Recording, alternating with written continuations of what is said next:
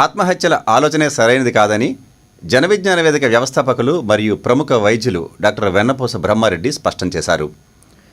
ఒకవేళ అటువంటి సంఘటనే జరిగితే ఏ విధమైన జాగ్రత్తలు తీసుకోవాలో ఆయన మాటల్లోనే విందాం. ఆత్మహత్యలు చేసుకోవడంలో భాగంగా కొంతమంది ఉరేసుకుంటారు. అసలు ఆత్మహత్యలు చేసుకోవాలని కోరిక ఎందుకు కలుగుతుందనేది సపరేట్ విషయం. అసలు ఆ కోరికనే కలిగించకపోతే ఆత్మహత్యలో ప్రయత్నంలో భాగంగా రకరకాల ప్రయత్నాలు జనం చేయకుండా ఉంటారు. అందులో భాగం ఉరేసుకోవడం, తాడుతో ఉరేసుకోవడం జరగవచ్చు, చీర కొంగుతో ఉరేసుకోవడం జరగవచ్చు, సున్నితో ఉరేసుకోవడం జరగవచ్చు. ఇలాంటివన్నీ జరిగిన సందర్భాల్లో మన దృష్టికి వచ్చిన వెంటనే ముందు ఆ మనిషి బరువంతా మెడ మీద పడుతుంది కాబట్టి మనిషిని ఎత్తిపట్టుకోవాలి. వెంటనే ఉరికి ఉపయోగించిన తాడును కానీ చీరను కానీ కట్ చేయాలి. మెడ ఇరిగే ప్రమాదం ఉంది కాబట్టి మెడకు సపోర్ట్ ఇచ్చి నేల మీద పడుకోబెట్టాలి. ఒక్కోసారి మెదడుకి రక్తం సప్లై తగ్గినప్పుడు ఫిట్స్ వచ్చే అవకాశం ఉంది.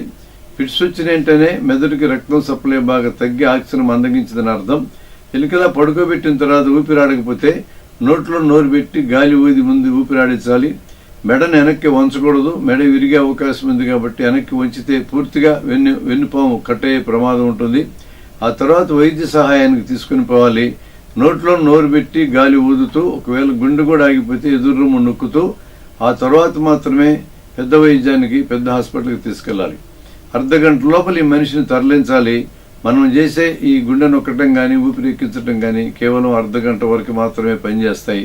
ఈ లోపల పెద్ద సెంటర్లో అడ్వాన్స్డ్ వైద్యం చేయగలిగేటటువంటి చోట మనం ఈ వ్యక్తిని తీసుకెళ్ళాలి.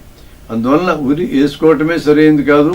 ఒకవేళ వేసుకుంటే వెంటనే మనం గుర్తిస్తే తగిన ప్రథమ చికిత్స చేసి అడ్వాన్స్డ్ సెంటర్కి పంపించడమే సరైనది.